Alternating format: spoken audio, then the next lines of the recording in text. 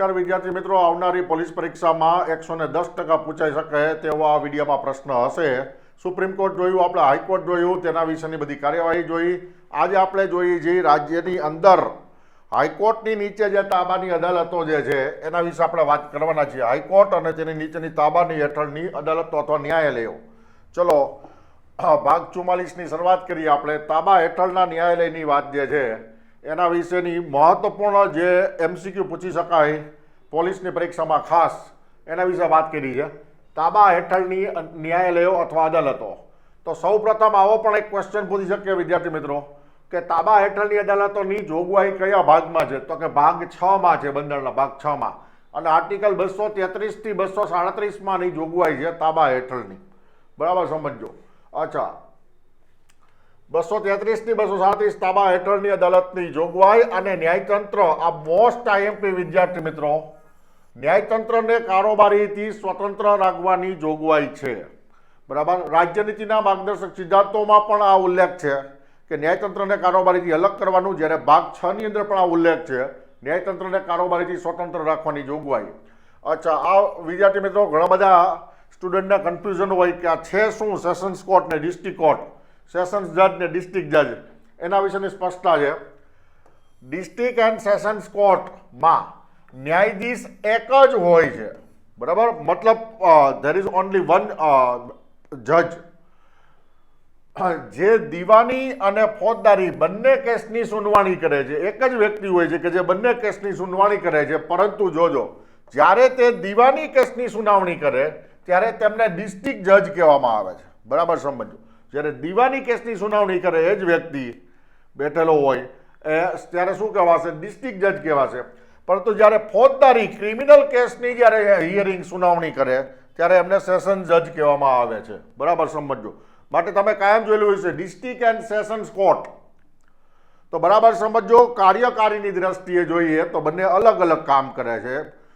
District court જે છે એ civil મેટરને resolve કરે છે અને જ્યારે સેશન્સ કોર્ટ જે છે એ ક્રિમિનલ જે કોઈ પણ મેટર હોય એને રિઝોલ્વ કરે છે. બરાબર સમજો. ચલો, સેશન્સ જજ મૃત્યુદંડ આપી શકે છે, આવું પણ પૂછાઈ ગયેલું છે પહેલા. પરંતુ જે હાઈકોર્ટની બહાલીને આધીન, હવે મિત્રો આ શબ્દ એટલો મહત્વનો છે કે અહીંયા બહાલી લખેલું છે તો આપણે મંજૂરી પરવાનગી નહીં વાપરી શકીએ. આ પણ જ્યારે કાયદો અસ્તિત્વમાં હતો જ્યારે પરીક્ષામાં ત્યારે પૂછાઈ ગયેલું છે. માટે બરાબર સમજો, સેશન્સ કોર્ટ જે છે ફાંસીની સજા આપી શકે પરંતુ હાઈકોર્ટની બહાલીને આધીન.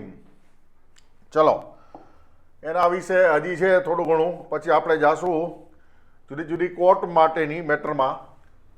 તાબા હેઠળ આર્ટિકલ 233 મુજબ જિલ્લા ન્યાયાધીશની નિમણૂક, મતલબ ડિસ્ટ્રિક્ટ કોર્ટમાં જે બેસે તે ન્યાયાધીશની નિમણૂક બટ્ટી રાજ્યના રાજ્યપાલ કરે છે. આવા ક્વેશ્ચન પણ તમને પૂછી શકે વિદ્યાર્થી મિત્રો.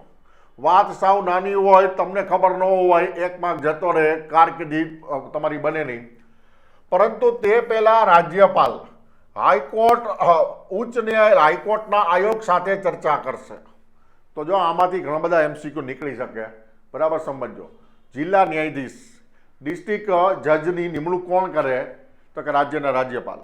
રાજ્યના રાજ્યપાલ એના માટે કોની સાથે વિચાર વિમર્શ કરશે? તો કે હાઈકોર્ટ નહીં, જો બરાબર સમજો, હાઈકોર્ટના આયોગ સાથે ચર્ચા કરશે. અચ્છા, આર્ટિકલ 233 જિલ્લા ન્યાયાધીશની યોગ્યતા. કેન્દ્ર કે રાજ્ય સરકારમાં નોકરી નહીં, એ ત્યારે બરાબર સમજો ઓફિસ ઓફ પ્રોફિટ જેને કહી શકાય અથવા પેરોલ કહી શકાય કેન્દ્રના કે રાજ્યના, તે ધરાવતા ન હોવા જોઈએ. ઓછામાં ઓછા 7 વર્ષોનો વકીલાતનો અનુભવ અને હાઈકોર્ટ દ્વારા તેમની નિમણૂક માટે ભલામણ થયેલી હોવી જોઈએ. તો પોલીસની પરીક્ષામાં બધું અપેક્ષિત વિદ્યાર્થી મિત્રો. ચલો, પછી આવે છે આર્ટિકલ 234 234 એટલે મુખ્ય ન્યાયાધીશ સિવાયના અન્ય ન્યાયાધીશોની નિમણૂક. શેમાં? સેશન્સ કોર્ટમાં. કોણ કરે? રાજ્યના રાજ્યપાલ નિમણૂક કરે. પરંતુ તે પહેલા રાજ્ય જાહેર સેવા આયોગ, એટલે આપણે અહીંયા ગુજરાતમાં છીએ તો ગુજરાતમાં GPSC અને ઉચ્ચ ન્યાયાલયની સલાહ લે છે. બરાબર સમજો. આવો ક્વેશ્ચન પૂછે તમને તો ઓપ્શન A તો કે રાજ્ય જાહેર સેવા આયોગની સલાહ લે. ઓપ્શન બી તો કે હાઈકોર્ટની સલાહ લે. અને ઓપ્શન સી આવે A+B. પાકી ખબર હોય 1 માર્ક રોકડો. વિદ્યાર્થી મિત્રો એક ધ્યાન રાખજો. 234 ડિસ્ટ્રિક્ટ કોર્ટમાં અન્ય ન્યાયાધીશની નિમણૂક કોણ કરશે? તો કે રાજ્યપાલ કરશે. અને તે પહેલા કોની સલાહ લેશે? JPSC અને હાઈકોર્ટની સલાહ લેશે. આર્ટિકલ 235 તાબા હેઠળના ન્યાયાલયો પર નિયંત્રણ. હાઈકોર્ટ બરાબર સમજો કોણ નિયંત્રણ રાખે છે?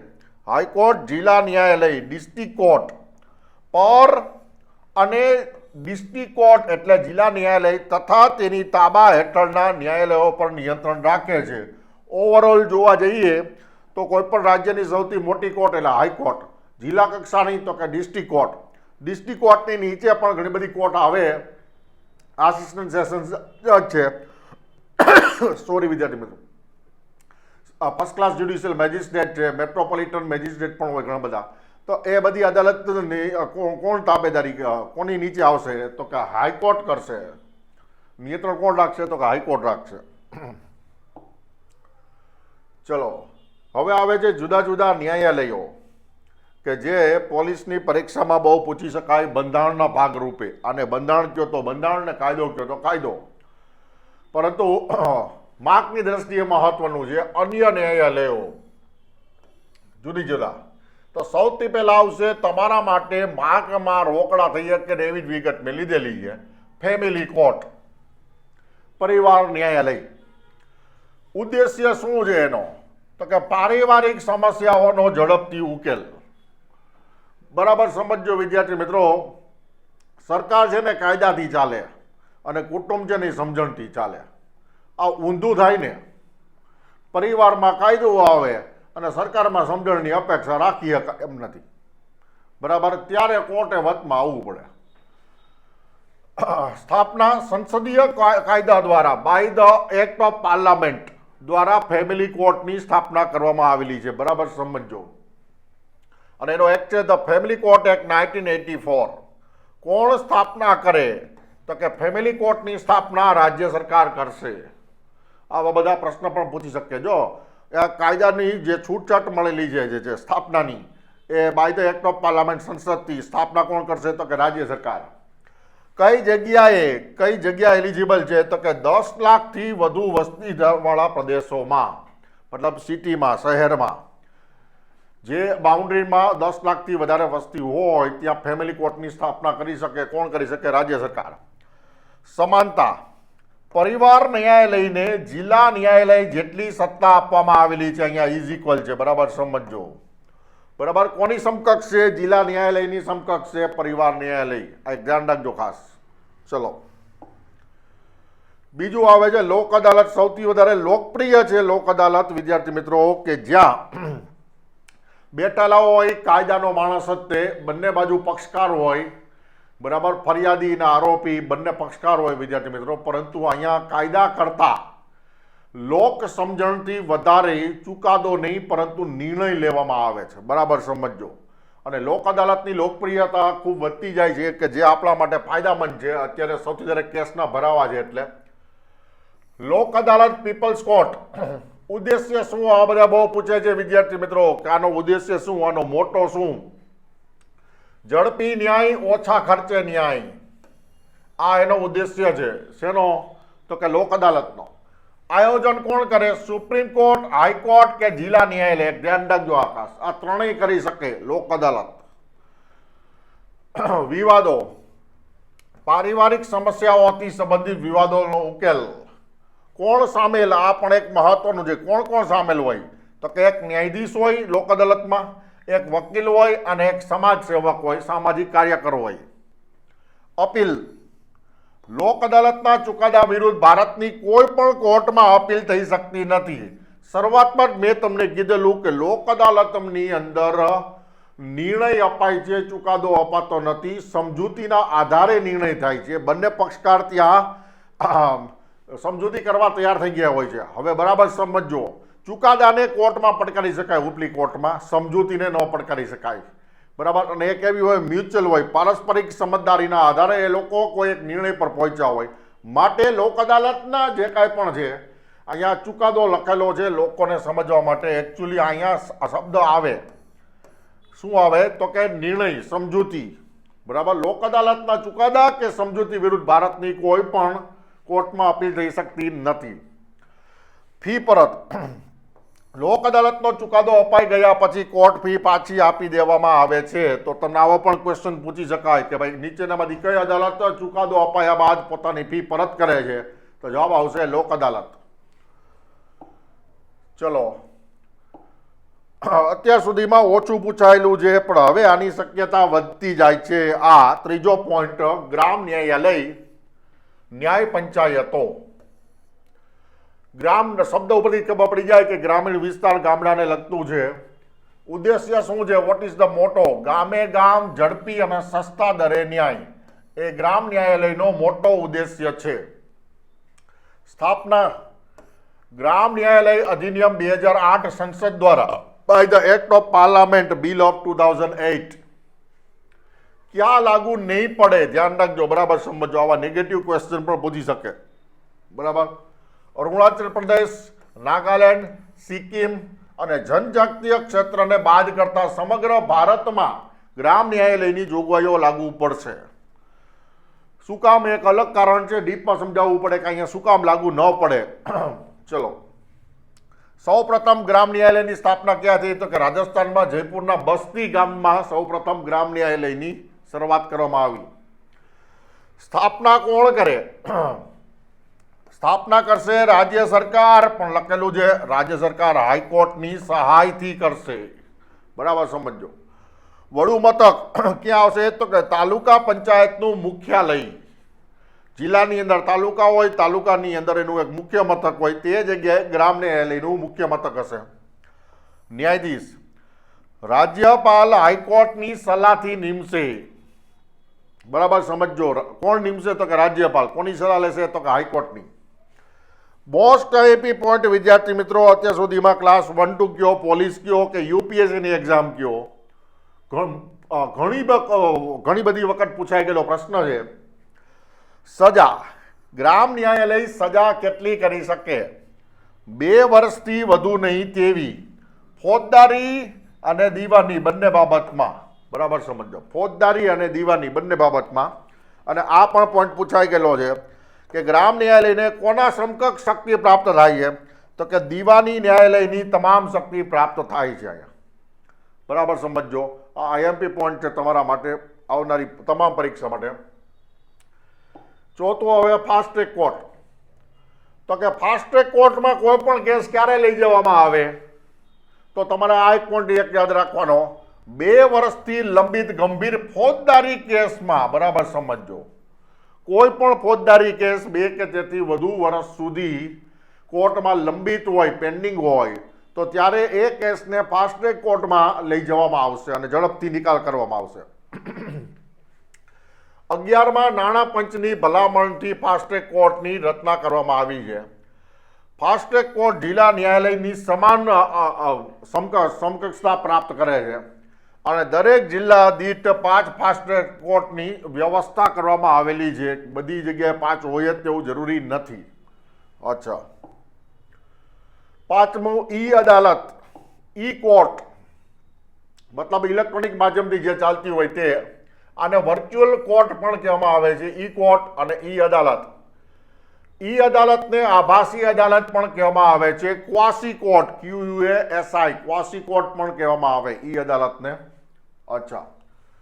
સુપ્રીમ કોર્ટ દ્વારા 2003ના ચુકાદા મુજબ કોઈ સાક્ષીને કોર્ટ સમક્ષ બોલાવી શકાય તેમ ના હોય ત્યારે અથવા ખર્ચ ખૂબ જ વધુ થાય તેમ હોય ત્યારે સાક્ષ્ય એટલે કે ગવાહી દેનાર સાક્ષી અથવા સબૂત કે એવિડન્સનું અભિલેખન મતલબ રેકોર્ડિંગ વિડીયો કોન્ફરન્સ દ્વારા કરી શકાય છે.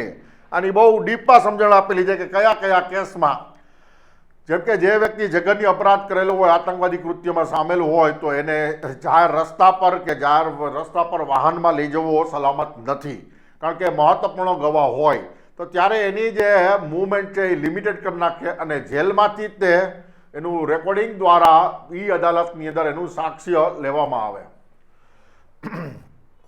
આ પ્રકારે ન્યાય આપવાની પ્રક્રિયાને દૂરસ્થ ન્યાય, આ પણ પૂછાઈ ગયેલો પ્રશ્ન છે. દૂરસ્થ ન્યાય એટલે કે ટેલી જસ્ટિસ કહે છે. ટેલી એટલે દૂર, જસ્ટિસ એટલે ન્યાય, દૂરસ્થ ન્યાય કહેવામાં આવે છે. ચલો છઠ્ઠું, mobile court, justice on wheel, પૈડા પર ન્યાય.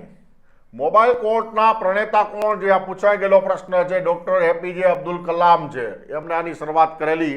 કારણ કે તમે સમજજો વિદ્યાર્થી મિત્રો કે ખાવા પીવાની ડિલિવરી કે દૂધ બધે પહોંચી જાય છે, પરંતુ ભારતમાં હજી ન્યાય છેવાડાના આદમી સુધી, માણસો સુધી પહોંચ્યો નથી, દૂર દૂરના ગામડા સુધી. માટે આ સિસ્ટમ અપનાવવામાં આવી, જે બસમાં અથવા ખુલ્લા મેદાનમાં ઊભું કરવામાં આવે છે. મોબાઈલ કોર્ટનો સૌપ્રથમ ઉપયોગ 2007માં હરિયાણાના મેવાત જિલ્લામાં થયો હતો. તો આમાંથી જ એક ક્વેશ્ચન નીકળે કે ભાઈ કોણ હિમાયતી હતા, કોણે શરૂઆત કરેલી મોબાઈલ કોર્ટની? તો કે ડોક્ટર એપીજે અબ્દુલ કલામ. સાતમું, હરિત અધિકરણ મોસ્ટ એમપી આ વખતે ખાસ કરીને એસટીઆઈ ક્લાસ 1-2 પીએસઆઈ માટે, બરાબર, કારણ કે આને લગતા ઘણા બધા ચુકાદા હમણાં સુપ્રીમ કોર્ટે આપેલા છે. આ અત્યારે એક જેને કહેવાય હોટ ટોપિક છે અત્યારે ભારતના રાજકારણમાં જોઈએ તો. દિલ્હીના પ્રદૂષણને કારણે પણ સંસદીય કાયદા દ્વારા રાષ્ટ્રીય હરિત અધિકરણ, નેશનલ ગ્રીન ટ્રિબ્યુનલ એનજીટી 2010 મુખ્ય મથક ક્યાં છે? તો કે દિલ્હીમાં છે. જ્યારે 4 ખંડપીઠ છે એની જુદી જુદી મતલબ શાખા. યાદ રાખજો, ભોપાલ એટલે મધ્યપ્રદેશ, પૂના એટલે મહારાષ્ટ્ર, કલકત્તા એટલે વેસ્ટ બેંગાલ અને ચેન્નાઈ એટલે તામિલનાડુ. આ 4 જગ્યાએ છે. ખાસ એક યાદ રાખજો, શેની? તો કે એનજીટી, નેશનલ ગ્રીન ટ્રિબ્યુનલની 4 બ્રાન્ચ. વ્યક્તિ કે સંસ્થા અપીલ કરી શકે છે. બરાબર સમજો, આવા ઝીણા ઝીણા મુદ્દા તે પરીક્ષામાં તમારા માર્ક ખાઈ જતા હોય. માત્ર સંસ્થાકીય બાબત નથી, વ્યક્તિ પણ આમાં અપીલ કરી શકે. આની બાંધી મુદત છે 6 મહિનામાં ઉકેલ લાવવો ફરજિયાત છે, જે કંઈ પણ ફરિયાદ કરવામાં આવેલી હોય છે. અચ્છા, અને અધ્યક્ષ કોણ હોય? તો કે સુપ્રીમ કોર્ટના નિવૃત્ત ન્યાયાધીશ હોય કે જે 70 વર્ષ સુધી આ એનજીટીમાં હોદ્દા પર રહી શકશે. જ્યારે જોડાયા હોય ત્યાર પછી 70 વર્ષ સુધી, મતલબ 70 વર્ષની ઉંમર સુધી, 70 વર્ષની ઉંમર. અન્ય સભ્ય તો કે હાઈકોર્ટના નિવૃત્ત ન્યાયાધીશ કે જે 67 વર્ષની ઉંમર સુધી એ કાર્યરત રહી શકશે. ન્યાયિક સભ્યો મહત્તમ 20 હોય, પરંતુ હાલમાં 10 છે. તમને આ પૂછી શકે કે મહત્તમ કેટલા હોય? તો કે 20. વિશેષજ્ઞ સભ્યો, કારણ કે ટેકનિકલ મુદ્દો છે પર્યાવરણ માટે, કેટલા હોય મહત્તમ? તો કે 20. અને હાલમાં કેટલા છે? તો કે 10. આ આઈએમપી પોઈન્ટ છે. ગ્રીન ટ્રિબ્યુનલ, નેશનલ ગ્રીન ટ્રિબ્યુનલને દીવાની અદાલતની શક્તિ પ્રાપ્ત છે. બરાબર સમજો, એની શક્તિ કોના જેટલી છે? ઇઝ એઝ ઇક્વલ એઝ દીવાની અદાલત. ખાસ એક યાદ રાખજો. ચલો, તો વિદ્યાર્થી મિત્રો, આ તો ભાગ 44. હવે પછીના ભાગ 45ની અંદર મહત્વપૂર્ણ બાબત કે જે ઓછી પૂછાય છે પરંતુ આઈએમપી છે, જો પૂછાઈ જાય તો ન્યાયિક સક્રિયતા, જ્યુડિશિયલ એક્ટિવિટીઝમ. ઓકે, ધન્યવાદ વિદ્યાર્થી મિત્રો. જય હિન્દ.